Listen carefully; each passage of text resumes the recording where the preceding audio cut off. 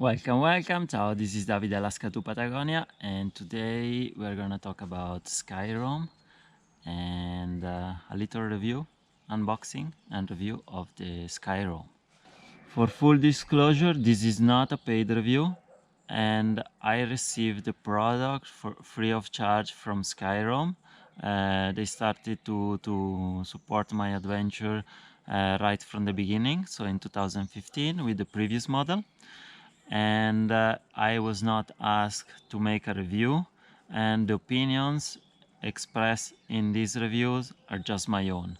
Skyroam is a portable Wi-Fi network that works in 130 plus countries, and it helps you giving you Wi-Fi pretty much everywhere. So you turn on the device has a virtual SIM card, so it picks up the cellular signal of the network in the country where you find yourself, and if there is an agreement with Skyroam, you can turn it on and use the internet as if you were in your house. The great solution of a product like this is that you don't have to bother to go and you arrive in a country and you don't have to try to find a SIM card, activate a data plan, register the SIM card, register your personal detail, passport, all these things. You just turn on the device, select the amount of data you want, and we will see the different choices you have, and that's it. Within a few seconds, within a few minutes, once the device turned on, you can use it. There are two different types of Skyroam Solis. There is the Skyroam Solis X, and there is the Solis Lite. The Solis X cost $180 or 200 euros, and the Solis Lite cost $120 or 149 euros. The difference between the two, they have the exact same functionality.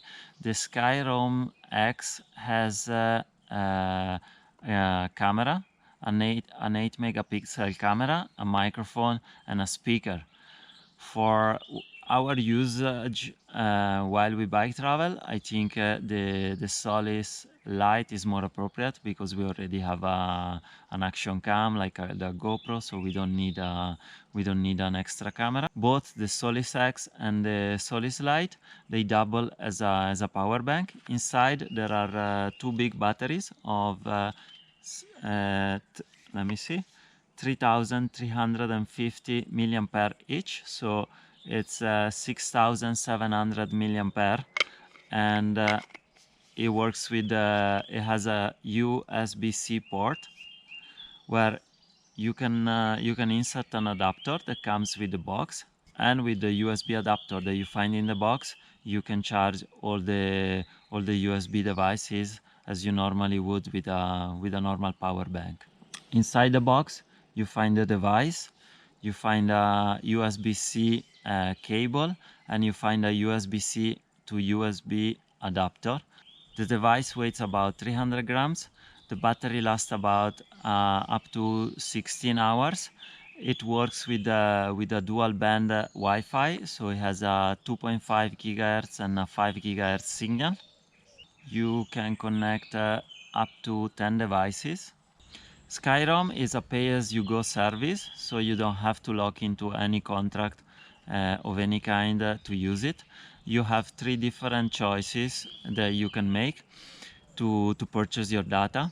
It's either an unlimited 24 hours daily pass, so you activate it and you have 24 hours unlimited internet, and that costs 8 euros or $9 if I'm not mistaken.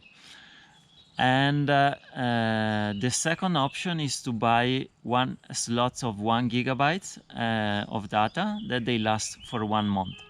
Okay, for the pricing I have a cheat sheet here because otherwise I forget. But for the 1 gigabyte slots, the pricing are for the US they are $3 or 3.5 euros. For Europe are 5 euro per gigabyte, and for global any other countries, they are €8 or $9. And those slots you buy 1 gigabyte at a time, and it lasts for 30 days.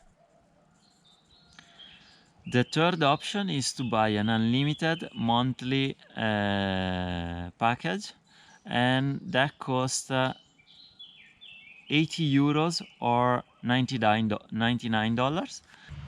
Skyroam has a fair use policy for high data users, and it reserves the right to down throttle the speed of the device when you get to a certain threshold.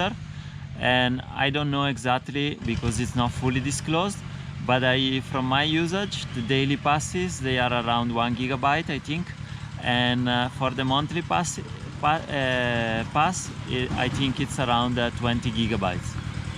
The Skyroam comes with its own app where we can choose the data package we want to purchase and activate it, so that we can use the device in the country where we find ourselves. The Skyroam service is available in 130 plus countries. I can testify that when I started using Skyroam on 2015, they didn't have a lot of countries, but they keep adding and adding. For example, the Americas now, they cover pretty much everything. I think they don't cover Chile, because it has a particular legislation that you have to register the individual, the user, the device that each individual use. But it's a long story, but I don't think they can cover Chile.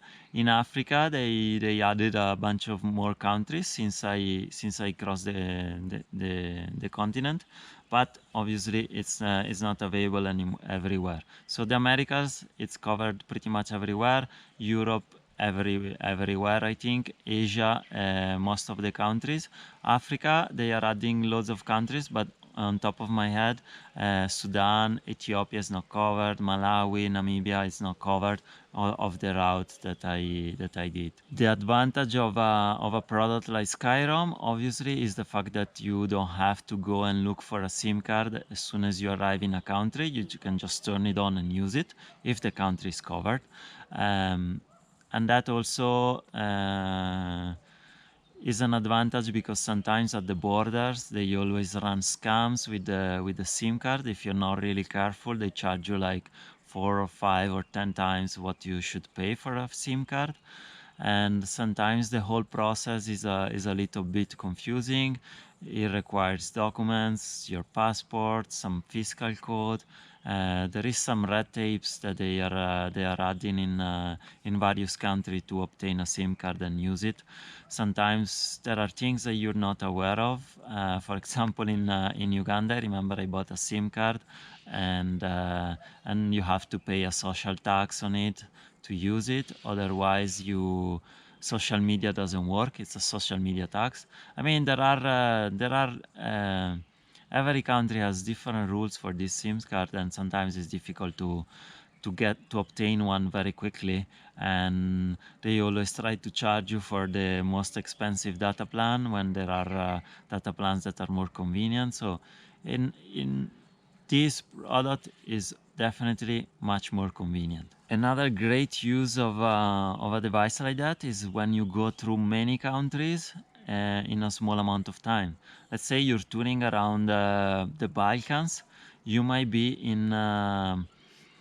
in 4 or 5 different countries within 1 week. It's not that you can buy a SIM card everywhere. It's not part of the European Union, so you cannot use one SIM card in all of these countries. And a device like this can come in handy.